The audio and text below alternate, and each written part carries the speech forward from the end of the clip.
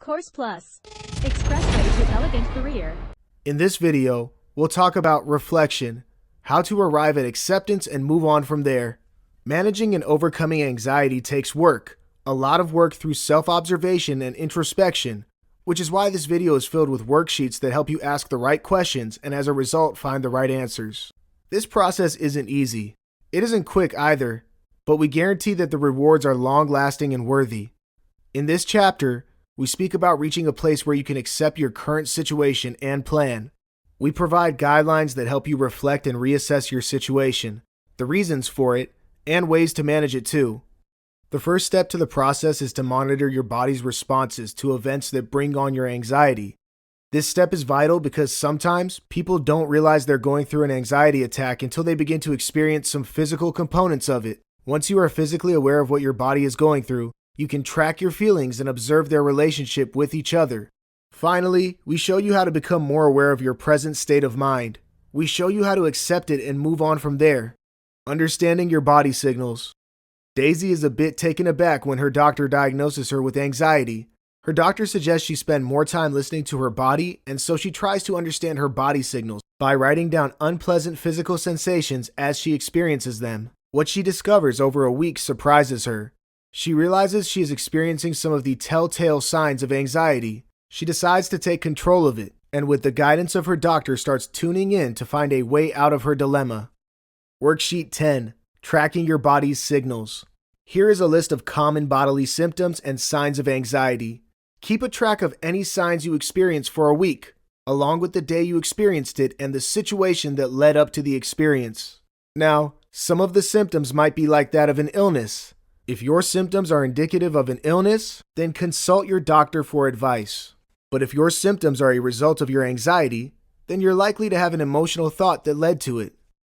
Increased heart rate, difficulty in breathing, stomach discomfort, headache, dizziness, sweaty hands, palms, feet, forehead, lightheadedness, tightening of chest, feeling disoriented, feeling nauseous, feeling lonely and sad. At the end of each day, review your notes. Take time to think about what you feel. Write your feelings. Minding your moods. After you become more aware of your body's signals, you might be able to connect them with your changing moods. Track your moods every day for a week. How do you feel when you are happy? How do you feel when you think you are feeling anxious? What is your mood like? How do you react to emotional situations? Can you identify it as you experience it? What are your thoughts at such a time? How much control do you have over your thoughts and responses? Your moods too. Worksheet 11. Mood Tracker. Each day, circle all the feeling words mentioned below that describe your emotions.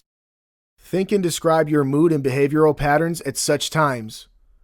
Describe the situations that led to it, your thoughts when you were experiencing it. Simply observe and describe your thoughts and reactions during the first week. Try and yield a level of control over any negative and unpleasant thoughts and moods during the second week. How are you feeling? Where are you now? Where do you want to be? Continue to balance your thoughts and mood swings. Do you see any progress? Where are you now? Where do you want to be?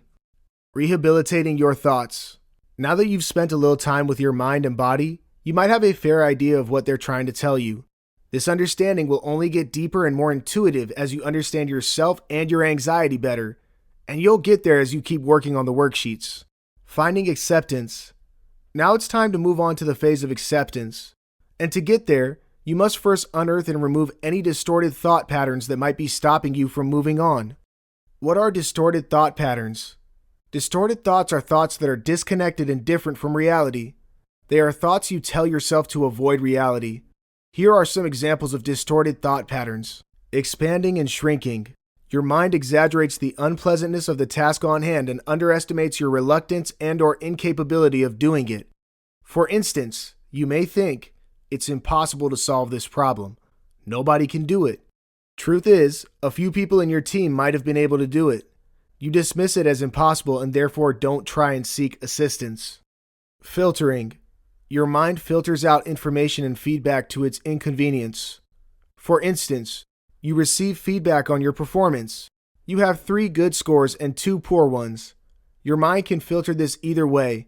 It can make you believe that you were good in 3, and so the other 2 don't matter, or it can make you ignore the 3 and focus on how miserable you are. Dismissing evidence. Your mind discards evidence that may challenge its negative narrative. For instance, you are preparing for an exam and are worried that the lessons you skipped might end up in the paper, and so your mind dismisses it by believing it already knows that those lessons will be ignored. Generalizing. You look at a single, unpleasant incident and decide that the event represents a general, unrelenting trend. For instance, you tell your friends that they are never there for you and are always late when they might have missed a few events and are caring and punctual people. Presumptuous. You assume that you know what others are thinking without confirming it with them. For instance, you take it for granted that the other person might be okay with your choice of decisions for them. Emotional reasoning. If you're feeling something, then that is the truth, the reality. For instance, if you're afraid of something, then it must be dangerous for you. If you don't like working on your anxiety, then you believe that you cannot overcome it and therefore must settle with it. Unreliable forecasting. You assume a negative thought will manifest into reality. You fear driving, and so you convince yourself that you're likely to meet with an accident if you drive. Overcoming any distorted thought patterns. Worksheet 12. Distorted Thoughts Tracker. Reflect on the above table. Take time to truly reflect on each pattern. And when you are open and ready, spend time to check if you display any of them. You can also ask a close friend or relative to give you their honest opinion. Once you identify a pattern, mindfully try and avoid this every time you catch yourself falling into the trend. Again, seek assistance from loved ones if you can. Tracking your thoughts and looking for distortions in them helps put things in better perspective, which in turn starts improving your mood and reduces anxiety. So, stay honest and patient. Assessing your present and preparing a plan for the future.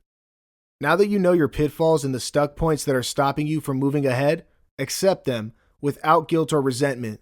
It makes the process of letting go of them easier. Face your problems and take action to change it. Assess your responsibility and determine your next steps. Start by replacing any negative thoughts with positive and constructive thoughts. Change your perspective. Become more aware of yourself and your surroundings, of the reality too. Stay honest and open to feedback and change. Distinguish the past from the present. Take direct action against problematic thoughts. Connect with now. Ask yourself, where are you now? Where do you want to be? Worksheet 13. Setting goals. Can you think of anything that you want more than you fear? Your example could be anything from investing in a property, becoming more fit, creating stronger social ties, or it can be facing your fear itself. If you can't think of anything right now, don't rush through.